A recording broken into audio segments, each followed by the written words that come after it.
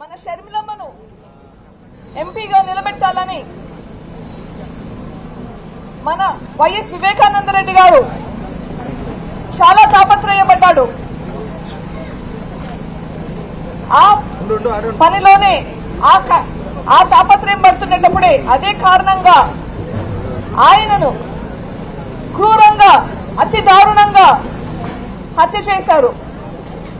ఇప్పుడు ఆ హత్య చేయించిన వాళ్లే మళ్ళీ ఎంపీగా నిల్చొనున్నారు. ఇది చూసి ఒకవేళ వైఎస్ రాజశేఖర రెడ్డి గారు ఉంటే ఇది సహించేవాడా? ఆయన తమ్ముణ్ణి అంత క్రూరంగా రాజకీయాల కోసం చంపితే చూసి గమ్మునుండేవాడా? ఆయన కూతుర్ని ఇంత కష్టపెడుతుంటే చూసి సహించేవాడా? దీనికి సమాధానం మీరే చెప్పాలి.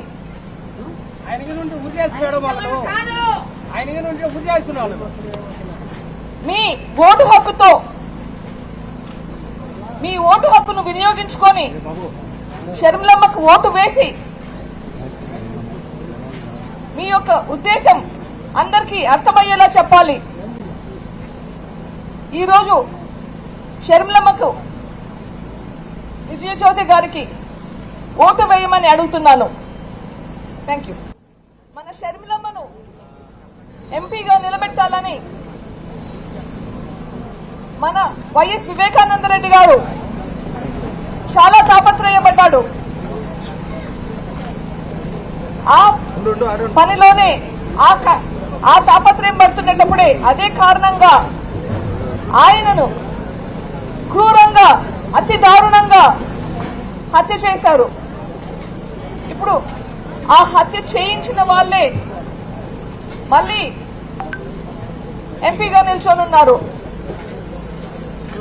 ఇది చూసి ఒకవేళ వైఎస్ రాజశేఖర రెడ్డి గారు ఉంటే ఇది సహించేవాడా?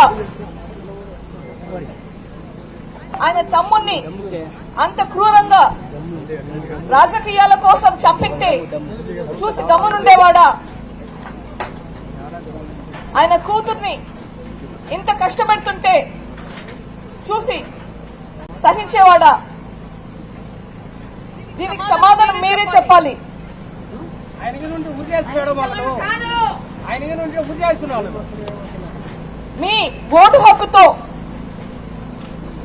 మీ ఓటు హక్కును వినియోగించుకొని షర్మిలమ్మకు ఓటు వేసి మీ యొక్క ఉద్దేశం అందరికీ అర్థమయ్యేలా చెప్పాలి. ఈరోజు షర్మిలమ్మకు విజయజ్యోతి గారికి ఓటు వేయమని అడుగుతున్నాను. Thank you.